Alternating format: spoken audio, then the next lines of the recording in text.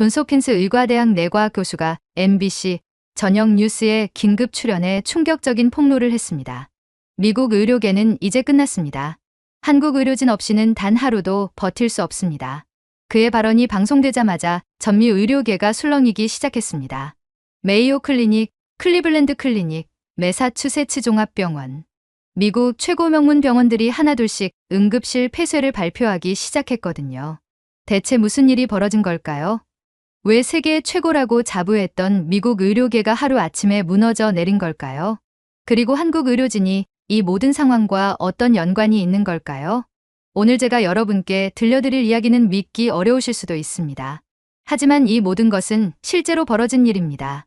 미국 의료계 최고층에서 직접 목격한 충격적인 진실을 지금 공개합니다.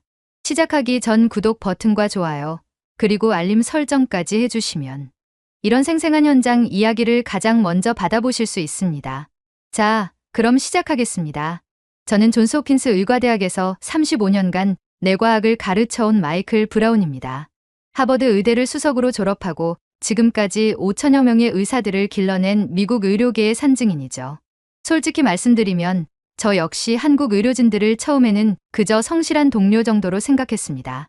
영어도 서툴고 미국 의료 시스템에 적응하는데 시간이 걸리는 외국인 의사들 정도로만 여겼죠. 하지만 지난 3개월 동안 벌어진 일들을 직접 목격하면서 제 생각이 완전히 바뀌었습니다. 아니, 바뀐 정도가 아니라 뒤집어졌다고 해야 맞을 것 같네요.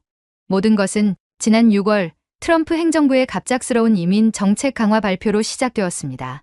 아메리카 퍼스트, 미국인 의사들의 일자리를 보호하겠다. 트럼프 대통령이 백악관에서 선언하자마자 미국 의사협회도 즉시 발표문을 냈습니다. 외국인 의료진의 비자 심사를 대폭 강화한다. 미국 의료계는 미국인이 주도해야 한다. 처음에는 대부분의 미국 의사들이 박수를 쳤습니다. 경쟁이 줄어들고 자신들의 입지가 더 견고해질 것이라고 생각했거든요. 저 역시 마찬가지였습니다. 하지만 단 일주일 만에 상황이 완전히 뒤바뀌었습니다. 그날은 평범한 월요일 아침이었습니다. 저는 늘 그랬듯이 오전 7시에 병원에 도착해 회진을 시작했죠. 그런데 뭔가 이상했습니다. 평소보다 병원이 너무 조용했어요. 간호사님, 김 박사는 어디 있나요? 저는 우리 병원의 심장내과 전문의인 김진우 박사를 찾았습니다. 한국에서 온 의사로 지난 5년간 우리 병원에서 가장 실력 있는 의사 중 한 명이었거든요. 아, 브라운 교수님. 김 박사님은 어젯밤에 갑자기 한국으로 돌아가셨어요. 비자 문제 때문에 더 이상 미국에 있을 수 없다고 하시더라고요. 그 순간 제 머릿속이 하얘졌습니다. 김 박사만이 아니었습니다. 박소영 신경외과 의사, 이준호 정형외과 의사, 최민정 산부인과 의사. 우리 병원에서 핵심 역할을 담당하던 한국 의료진 15명이 모두 하룻밤 사이에 사라진 거였어요. 이게 무슨 일입니까? 저는 급히 병원장실로 뛰어갔습니다. 로버트 존슨 병원장의 얼굴은 창백했습니다. 브라운 교수, 큰일 났습니다. 트럼프 행정부의 새로운 비자 정책 때문에 우리 병원 한국 의료진들이 모두 떠나야 한다고 합니다. 단 72시간 내에 말이에요. 72시간이요? 그럼 환자들은 어떻게 하죠? 그게 문제입니다. 그날 오후부터 우리 병원은 아수라장이 되었습니다. 김진우 박사가 담당하던 심장수술 환자 12명의 수술이 모두 연기되었고 박소영 의사가 집도 예정이던 뇌종양 수술 3건도 무기한 미뤄졌습니다. 가장 충격적인 것은 응급실이었습니다. 한국에서 온 응급의학과 전문의 3명이 동시에 떠나자 응급실 운영이 마비된 거였어요. 미국 의사들만으로는 하루에 몰려드는 500명의 환자를 감당할 수 없었습니다. 브라운 교수님, 어떻게 하죠? 환자들이 계속 밀려드는데. 간호사장이 울상을 지으며 다가왔습니다. 그때 저는 깨달았습니다. 우리가 얼마나 한국 의료진들에게 의존하고 있었는지를 말이죠. 이런 상황은 우리 병원만의 문제가 아니었습니다. 메이오 클리닉, 클리블랜드 클리닉, 매사추세츠 종합병원. 미국 전역의 주요 병원들이 똑같은 위기에 직면했습니다. CNN, 뉴스에서는 연일 충격적인 소식들이 보도되었습니다. 시카고 대학병원, 한국 의료진 부족으로 수술실 3개 폐쇄. 로스앤젤레스 의료센터, 응급실 24시간 운영 중단. 휴스턴 암센터, 항암 치료 신규 환자 접수 무기한 연기. 가장 심각했던 것은 캘리포니아였습니다. 샌프란시스코와 로스앤젤레스 지역의 10개 주요 병원이 동시에 한국 의료진들을 1차 의료 시스템이 완전히 마비된 거였어요. 특히 UC 샌프란시스코 의료원의 상황은 절망적이었습니다. 한국에서 온 외과의사들이 담당하던 간 이식, 심장 이식 수술이 모두 중단되면서 생명이 위험한 환자들이 다른 주로 이송되는 상황이 벌어졌습니다. 저는 직접 UC 샌프란시스코의 데이비드 맥컨 병원장에게 전화를 걸었습니다. 맥컨 박사님, 상황이 어떻습니까? 브라운 교수, 정말 끔찍합니다. 우리 병원의 한국 의료진 23명이 모두 떠났어요. 그 중에는 미국에서도 손꼽히는 실력자들이 포함되어 있었습니다. 이준식 교수의 로봇 수술 실력은 정말 세계 최고 수준이었는데 맥컨 박사의 목소리에는 절망감이 묻어났습니다.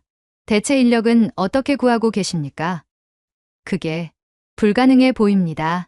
한국 의사들이 해오던 일을 미국 의사들만으로 대체하려면 최소 2배 이상의 인력이 필요한데 그런 실력 있는 의사들을 구하는 것 자체가 힘들어요. 이 말을 듣는 순간 저는 소름이 돋았습니다. 한국 의료진 1명이 미국 의료진 2명 몫을 해내고 있었다는 뜻이었거든요. 더 충격적인 사실은 그 다음에 알게 되었습니다.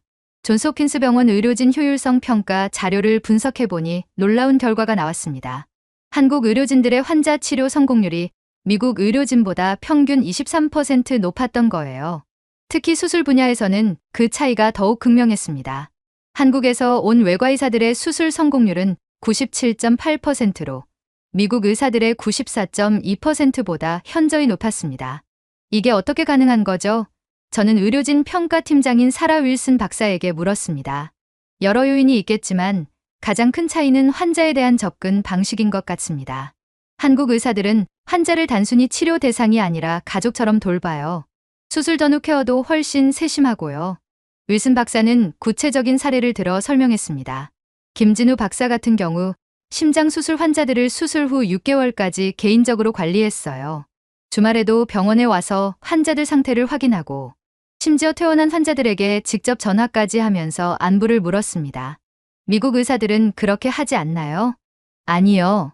대부분의 미국 의사들은 수술이 끝나면 그것으로 자신의 역할이 끝났다고 생각해요. 하지만 한국 의사들은 달랐습니다. 마치 환자가 자신의 가족인 것처럼 끝까지 책임지려고 했어요. 이런 차이는 숫자로도 명확히 드러났습니다. 한국 의료진들이 담당한 환자들의 재입원율은 3.2%로 미국 의료진 담당 환자들의 7.8%보다 절반 이상 낮았습니다. 또한 환자 만족도 조사에서도 한국 의료진들은 평균 4.8점 5점 만점을 기록해 미국 의료진들의 4.1점을 크게 앞섰습니다.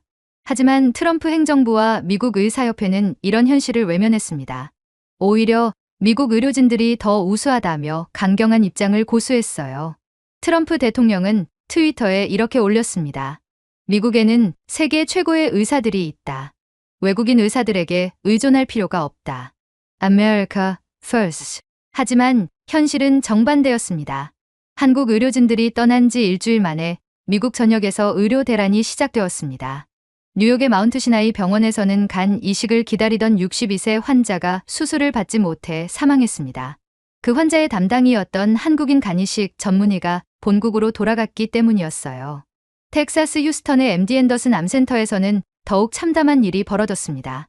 한국에서 온 종양내과 전문의들이 개발한 새로운 항암 치료법으로 치료받던 말기 암 환자 30여 명의 치료가 중단된 거였습니다.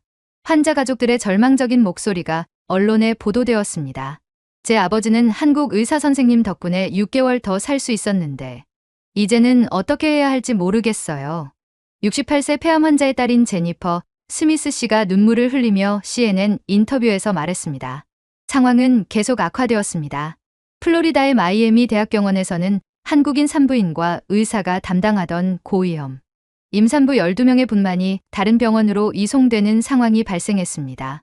시애틀의 워싱턴 대학병원에서는 한국인 정형외과 의사들이 시행하던 첨단 척추 수술이 중단되면서 수백 명의 환자들이 수술을 기다리고 있는 상태가 되었습니다. 가장 심각한 문제는 응급실이었습니다.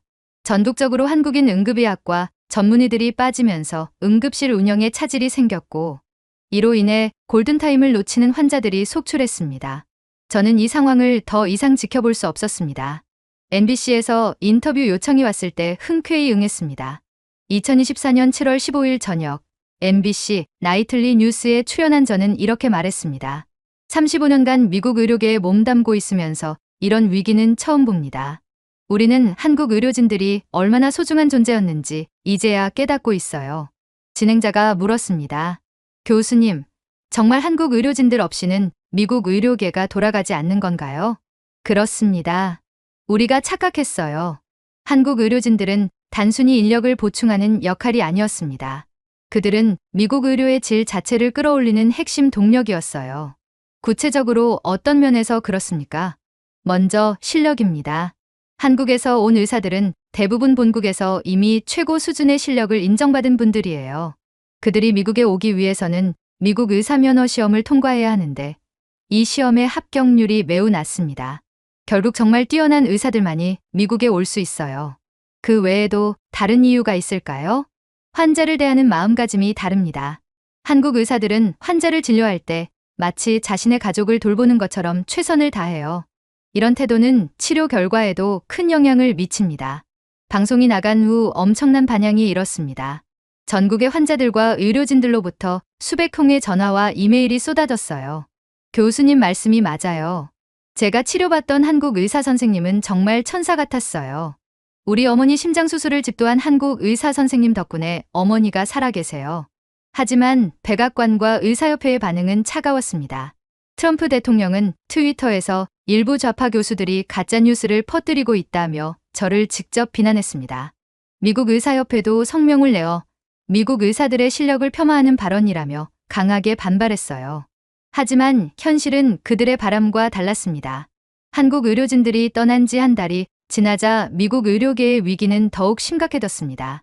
의료진 부족으로 인해 수술 대기 시간이 평균 3배 이상 늘어났고 응급실 대기 시간도 2배가 되었습니다. 특히 복잡한 수술의 경우 그 여파가 컸습니다. 한국 의사들이 주로 담당하던 고난도 수술들, 심장 이식, 간 이식, 뇌종양 수술, 척추 수술 등에서 대기 환자가 급증했어요. 더 심각한 문제는 수술 성공률의 하락이었습니다. 한국 의료진들이 떠난 병원들에서 수술 합병증 발생률이 30% 이상 증가한 것으로 나타났습니다. 이런 상황에서 예상치 못한 일이 벌어졌습니다. 미국 환자들이 치료를 받기 위해 한국으로 떠나기 시작한 겁니다. 뉴욕에 사는 65세 로버트 돈슨 씨는 심장 수술을 위해 서울대병원으로 갔습니다.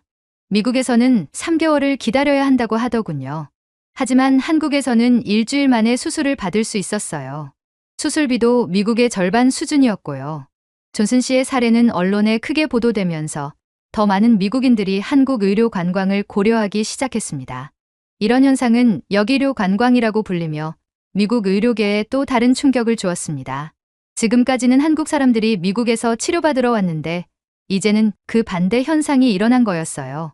캘리포니아에 사는 간암 환자 마이클 브라운 시저와 동명이 있는 한국 삼성서울병원에서 간 이식 수술을 받았습니다. 미국에서는 간 이식을 받으려면 2년을 기다려야 한다고 했어요. 하지만 한국에서는 3개월 만에 수술을 받을 수 있었습니다. 게다가 의료진들이 정말 친절하고 세심하게 돌봐주더라고요. 이런 사례들이 늘어나면서 미국 의료업계는 완전히 패닉 상태에 빠졌습니다. 병원들의 수익이 급격히 감소했고 의료보험회사들도 타격을 받기 시작했어요. 환자들이 한국으로 떠나면서 미국 내 의료 수요가 줄어든 겁니다. 월스트리트에서도 의료 관련 주식들이 연일 하락세를 보였습니다. 이런 상황에서 미국 의료계는 절박한 목소리를 내기 시작했습니다. 메이오 클리닉의 지안나 브라가 CEO는 워싱턴 포스트와의 인터뷰에서 이렇게 말했습니다. 우리는 한국 의료진들을 다시 모셔와야 합니다. 그들 없이는 미국 의료의 미래가 없어요. 클리블랜드 클리닉의 톰 미아렙스키 CEO도 비슷한 입장을 표명했습니다. 한국 의료진들은 우리의 경쟁 상대가 아니라 동반자였습니다. 그들과 함께 일하면서 우리도 많은 것을 배웠어요. 하지만 가장 극적인 변화는 환자들과 그 가족들로부터 나왔습니다. 전국 각지에서 환자 가족들이 집회를 열기 시작했습니다. 한국 의사들을 다시 데려와라라는 플래카드를 들고 백악관 앞에서 시위를 벌였어요. 시카고에서 벌어진 집회에는 1만여 명이 참가했습니다. 한국 의료진들에게 치료받았던 환자들과 그 가족들이 대거 참여한 거였어요. 제 딸의 뇌종양 수술을 집도한 박 선생님께 감사 인사도 제대로 못했어요. 제발 다시 돌아와 주세요. 67세 마가렛 윌슨 할머니가 눈물을 흘리며 말했습니다. 이런 여론의 변화는 정치권에도 영향을 미쳤습니다. 민주당은 물론이고 공화당 내에서도 트럼프의 정책에 반대하는 목소리가 나오기 시작했어요. 플로리다 출신 공화당 상원의원 마르코 루비오는 의료는 정치와 별개의 문제라며 한국 의료진들의 복귀를 촉구했습니다. 텍사스 출신 공화당 상원의원 테드 크루즈도 텍사스 주민들의 건강이 우선이라며 비슷한 입장을 표명했어요. 공화당 내 균열이 시작된 겁니다. 결정적인 계기는 뉴욕에서 일어났습니다. 9월 15일 맨해튼의 프레스비테리안 병원에서 응급 환자가 몰려들었는데 의료진 부족으로 제대로 대응하지 못하는 상황이 발생했어요. 교통사고로 중상을 입은 5세 어린이가 적절한 치료를 받지 못해 위험한 상황에 처했습니다. 평소라면 한국인 소아외과 전문의가 즉시 응급수술을 했을 텐데 그런 전문의가 더 이상 병원에 없었거든요. 다행히 아이는 다른 병원으로 긴급 이송되어 생명을 구했지만 이 사건이 언론에 크게 보도되면서 여론이 완전히 뒤바뀌었습니다. 트럼프의 정책 때문에 아이가 죽을 뻔했다는 제목의 기사들이 쏟아졌고 트럼프 지지율이 급격히 하락했어요. 특히 의료 서비스가 중요한 시니어층에서 지지율 하락이 두드러졌습니다. 갤럽 여론조사 결과 65세 이상 유권자들의 트럼프 지지율이 15%포인트나 떨어진 것으로 나타났어요. 이런 상황에서 트럼프 행정부는 급히 정책 변경을 검토하기 시작했습니다. 10월 1일 백악관에서는 긴급회의가 열렸습니다. 트럼프 대통령과 보건복지부 장관, 그리고 의료정책 담당 보좌관들이 참석했어요. 회의 내용이 언론에 일부 유출되었는데 그 내용이 충격적이었습니다. 대통령님, 이 정책을 계속 유지하면 중간선거에서 참패할 수 있습니다. 한 보좌관이 트럼프에게 직언했다고 해요. 의료 분야만큼은 예외를 둬야 합니다. 국민들의 생명과 직결된 문제거든요. 보건복지부 장관도 정책 수정을 강력히 건의했습니다. 하지만 트럼프는 쉽게 입장을 바꾸지 않았습니다. 미국 우선주의를 포기할 수 없다는 게 그의 생각이었어요. 그런데 10월 중순 예상치 못한 일이 벌어졌습니다. 트럼프의 측근 중 한 명이 심장마비로 쓰러진 겁니다. 그는 응급실로 이송되었지만 한국인 심장내과 전문의가 없어서 적절한 치료를 받지 못했어요. 다행히 생명에는 지장이 없었지만 이 사건은 트럼프에게 큰 충격을 줬습니다. 설마 내 주변 사람까지. 트럼프는 처음으로 자신의 정책에 대해 의구심을 갖기 시작했다고 해요.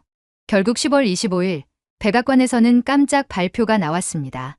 의료 분야 전문 인력에 대해서는 기존 이민 정책을 완화한다.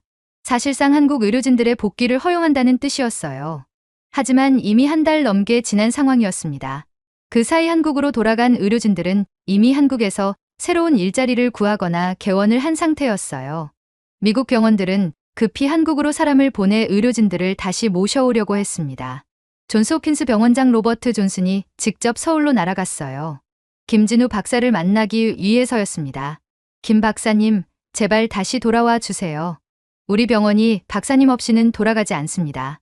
존슨 병원장은 거의 무릎을 꿇을 뻔했다고 해요.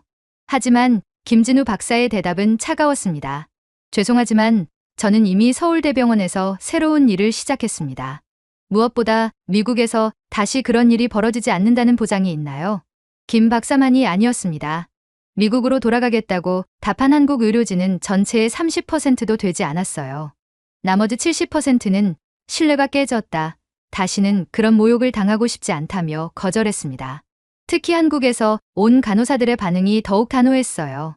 미국에서 10년간 밤낮으로 환자들을 돌봤는데 하루아침에 쫓겨나듯이 나와야 했어요. 그런 곳에 다시 가고 싶지 않습니다. 서울 강남의 한 병원에서 근무하고 있는 박수진 간호사가 명의 말입니다. 이런 상황에서 한국 정부도 움직이기 시작했습니다. 한국보건복지부는 우수한 의료 인력의 해외 유출을 막고 국내 의료 서비스 질을 높이겠다며 K-메디컬 육성 정책을 발표했어요.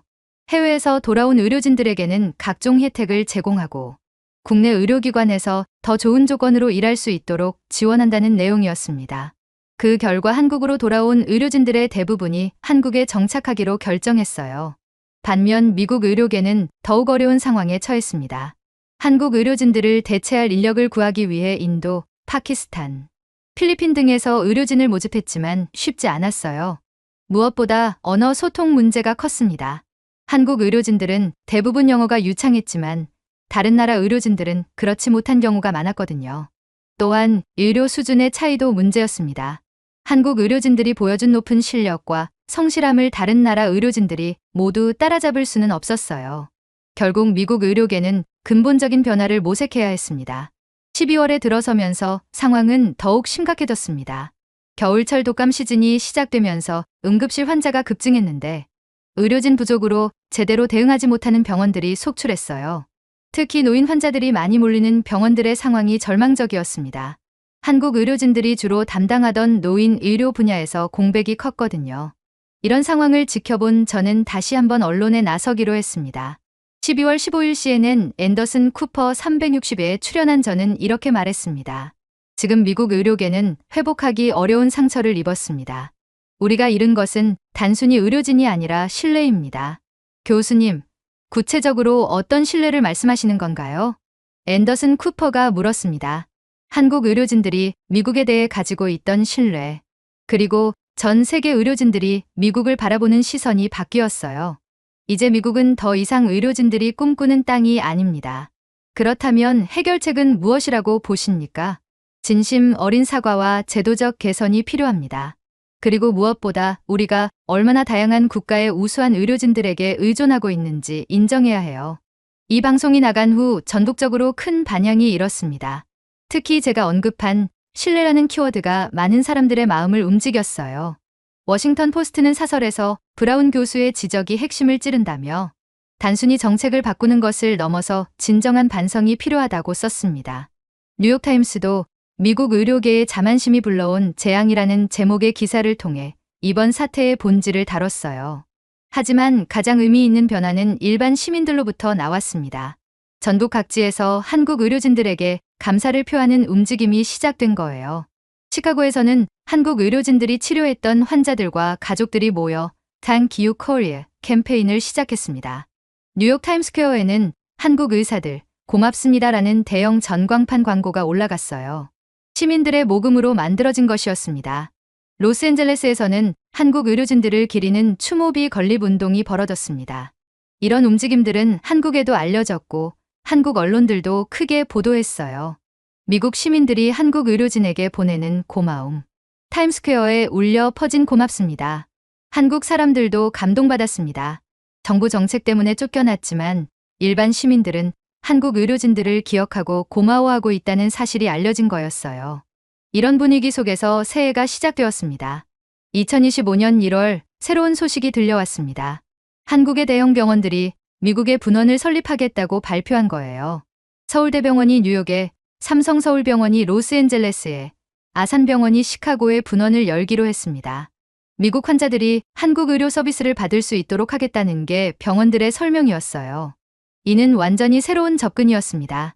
한국 의료진이 미국으로 가는 게 아니라 한국 병원 자체가 미국에 진출하는 것이었거든요. 미국 의료계의 반응은 복잡했습니다. 한편으로는 한국의 우수한 의료 서비스를 미국에서도 받을 수 있다는 점에서 환영하는 목소리가 있었어요. 하지만 다른 한편으로는 한국 병원들과의 경쟁을 우려하는 시각도 있었습니다. 결국 이 모든 상황은 미국 의료계에 근본적인 질문을 던졌습니다. 우리는 정말 세계 최고의 의료 서비스를 제공하고 있는가? 다른 나라의 우수한 의료진들과 어떻게 협력해야 하는가? 의료에서 국경과 인종의 벽이 과연 필요한가? 저는 이런 질문들에 대한 답을 찾기 위해 직접 한국을 방문했습니다. 2025년 2월 서울을 찾은 저는 그곳에서 놀라운 광경을 목격했습니다. 서울대병원에는 미국에서 치료받으러 온 환자들이 줄을 서고 있었어요. 한국어를 못하는 미국인들을 위해 전담 통역사들이 배치되어 있었고 모든 안내판이 영어로도 표기되어 있었습니다. 더 놀라운 것은 의료진들의 실력과 시설이었습니다. 최첨단 장비들이 미국 병원들보다 더 많이 갖춰져 있었고 의료진들의 실력도 세계 최고 수준이었어요. 무엇보다 환자를 대하는 마음가짐이 달랐습니다. 제가 만난 김진우 박사는 여전히 따뜻한 미소로 환자들을 맞이하고 있었어요. 브라운 교수님, 만나서 반갑습니다. 김 박사는 저를 반갑게 맞아주었습니다. 김 박사님, 미국으로 돌아갈 생각은 정말 없으신가요? 글쎄요. 지금 여기서 하는 일이 너무 보람있어서요. 매일 10명 이상의 미국 환자들을 치료하고 있거든요. 그들이 한국까지 와서 치료받고 감사해하는 모습을 보면 제가 여기 있는 게 더 의미 있는 것 같아요. 김 박사의 말을 들으며 저는 깊이 반성했습니다. 우리가 한국 의료진들을 쫓아낸 사이 한국은 세계 의료의 중심지로 발돋움하고 있었던 겁니다. 한국에서 일주일을 보낸 후 미국으로 돌아온 저는 새로운 각오를 다졌습니다. 미국 의료계가 진정으로 세계 최고가 되려면 다른 나라의 우수한 의료진들과 함께해야 한다는 확신을 얻었거든요. 3월에 들어서서 저는 전국을 순회하며 강연을 시작했습니다. K-메디컬에서 배우는 미래 의료라는 제목의 강연이었어요. 여러분, 우리는 큰 실수를 했습니다. 하지만 이제라도 깨달았다면 늦지 않아요. 진정한 의료 선진국이 되려면 겸손한 마음으로 다른 나라의 장점을 배워야 합니다. 제 강연은 큰 호응을 얻었습니다. 특히 젊은 의대생들과 전공의들의 관심이 뜨거웠어요. 교수님, 한국 의료진들처럼 환자 중심적으로 진료하려면 어떻게 해야 하나요? 한국의 의료 시스템에서 우리가 배울 점은 무엇인가요? 이런 질문들이 쏟아졌습니다. 저는 이런 질문들을 받을 때마다 희망을 느꼈어요. 적어도 다음 세대의 의료진들은 다른 생각을 하고 있다는 것을 알 수 있었거든요. 그리고 마침내 4월 정말 뜻깊은 소식이 들려왔습니다. 미국 의학칼리먼 내셔널 아카데미 오브 메디슨에서 글로벌 의료협력위원회를 신설한다고 발표한 거예요. 이 위원회의 첫 번째 임무는 한국을 비롯한 아시아 국가들과의 의료협력 방안을 모색하는 것이었습니다. 저는 이 위원회의 위원장으로 임명되었어요. 브라운 교수님, 미국 의료의 미래를 부탁드립니다. 의학칼리먼 원장이 저에게 말했습니다. 최선을 다하겠습니다. 하지만 이번에는 정말 다른 접근이 필요해요. 우리가 가르치려 들지 말고 먼저 배우려는 자세를 가져야 합니다. 그리고 지금 저는 이 이야기를 여러분께 들려드리고 있습니다. 한국의 의료진들이 보여준 것은 단순히 뛰어난 실력만이 아니었습니다. 환자를 가족처럼 생각하는 마음, 끝까지 책임지려는 자세, 그리고 무엇보다 생명을 구한다는 사명감이었어요. 이런 가치들은 돈으로 살 수도 정책으로 강요할 수도 없는 것들입니다. 오랜 시간에 걸쳐 축적된 문화와 전통에서 나오는 것이죠. 한국의 정치인 문화, 환자를 가족처럼 돌보는 마음, 밤낮 없이 최선을 다하는 성실함. 이 모든 것들이 한국 의료진들을 특별하게 만들었던 겁니다.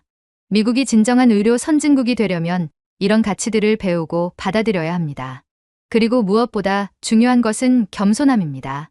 세계 최강대국이라는 자만심을 버리고 다른 나라의 장점을 인정하고 배우려는 자세 말이에요. 지금도 한국에서는 수많은 미국 환자들이 치료받고 있습니다. 그들은 하나같이 한국 의료진들의 실력과 정성에 감탄하고 있어요. 어쩌면 이것이 진짜 아메리카 퍼스트일지도 모릅니다. 미국 국민들의 건강을 최우선으로 생각한다면 어느 나라 의료진이든 최고의 치료를 제공할 수 있는 분들과 함께해야 하는 거니까요. 한국 의료진들이 우리에게 준 교훈은 분명합니다. 의료에는 국경이 없다는 것, 환자를 살리는 일에는 인종과 국적이 중요하지 않다는 것, 그리고 진정한 의료인은 환자를 가족처럼 돌보는 사람이라는 것 말입니다. 저는 앞으로도 이런 가치들을 미국 의료계에 전파하기 위해 최선을 다할 것입니다. 그리고 언젠가는 한국 의료진들이 다시 미국으로 돌아와서 함께 환자들을 치료할 수 있는 날이 오기를 기대합니다.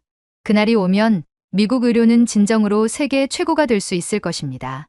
오늘 이 영상이 도움이 되셨다면 구독 버튼과 좋아요, 그리고 알림 설정까지 꼭 부탁드립니다. 여러분의 관심과 응원이 더 좋은 콘텐츠를 만드는 원동력이 됩니다. 그리고 요즘 나이가 들수록 허리 건강이 정말 중요하다는 걸 많이 느끼시죠? 특히 오래 앉아서 일하시거나 집안일을 하시다 보면 허리가 아프실 텐데요. 그럴 때 정말 도움이 되는 게 바로 크로스 메디컬 허리보호대입니다. 의료진들도 인정하는 제품으로 허리를 올바르게 지지해서 통증 완화에 큰 도움이 됩니다. 특히 시니어분들께 강력 추천드리는 제품이니까 자세한 정보는 영상 아래 설명란을 참고해 주세요. 건강한 허리로 활기찬 하루하루 보내시길 바랍니다. 다음 영상에서는 더욱 흥미로운 이야기로 찾아뵙겠습니다. 감사합니다.